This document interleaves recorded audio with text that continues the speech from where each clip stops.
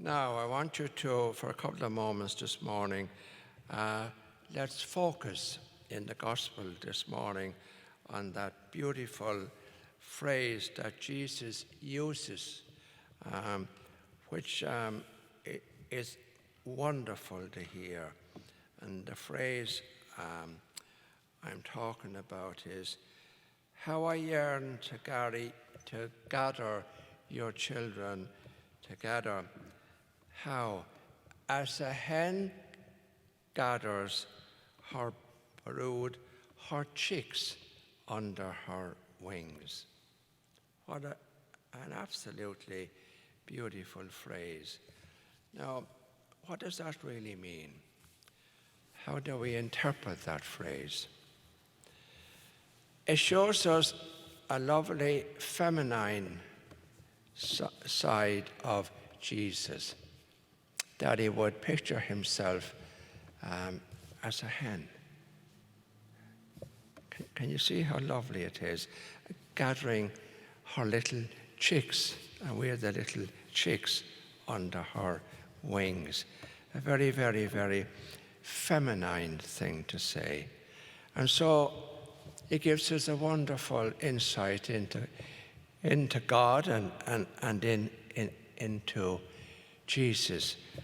Something we almost always never concentrate and totally forget, that God is equally male and female, that God very much has a feminine side.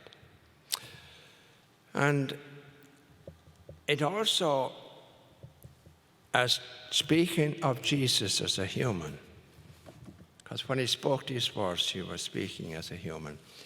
It would be also indicative that he said that Jesus must have had a very good, comfortable relationship with a woman. Now again, we get insights into that from what we know of his relationship with Mary Magdalene and with Mary, with Martha, I meant to say, and of course, most of all, with his own mother, Mary. And it's very interesting that any man who doesn't have a good relationship with a woman tends to be very macho and calculating and cold. And unfortunately, I may be condemned for saying this and excommunicated, but unfortunately, that's how a lot of priests come across to me, this fear of women. Likewise, any woman who hasn't had a good experience with men or a good relationship with men becomes very emotional and saccharine and sentimental and very mercurial. So we need one another. And I think every priest needs a good woman friend in his life. Somebody that he can trust and open his heart to and share with. Any priest who does not have that, it comes across. It comes across.